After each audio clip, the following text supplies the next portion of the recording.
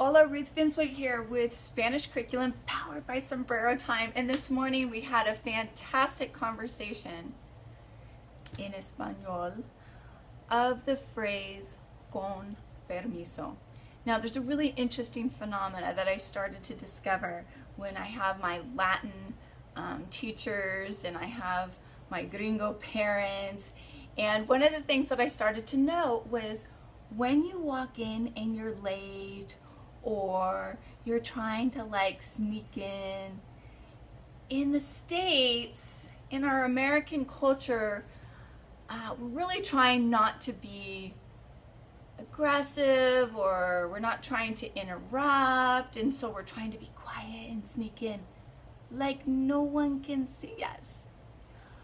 But what I've found through my experience in the Latino culture and through my staff, who always is teaching me about the nuances of culture and language and understanding differences, is that it's incredibly rude to be trying to sneak in like no one can see you. Everyone can see you. You're not a ghost.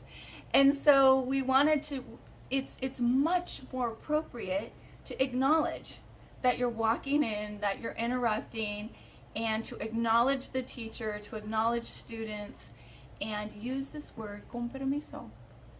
So we practiced all the different situations that we can use that when we want to pass through to people, con permiso. When we want to interrupt something, con permiso. When we enter in late, con permiso, lo siento, estoy tarde.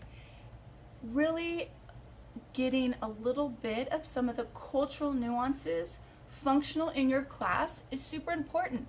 This is a really easy phrase that you can just integrate as part of the functional language in your classroom, in your routines, how you engage your students, and how you expect your students to engage you and each other politely, with courtesy, with an awareness that the way we do it in the States, which might feel polite and culturally appropriate, isn't the way you're going to do it in your classroom, because it's Spanish. And we're learning Spanish, and we're learning about the culture in the real significant way, so that when students go out in the world, they know those differences. They know if they walk late, they're going to walk in late. They know that they're going to acknowledge the teacher.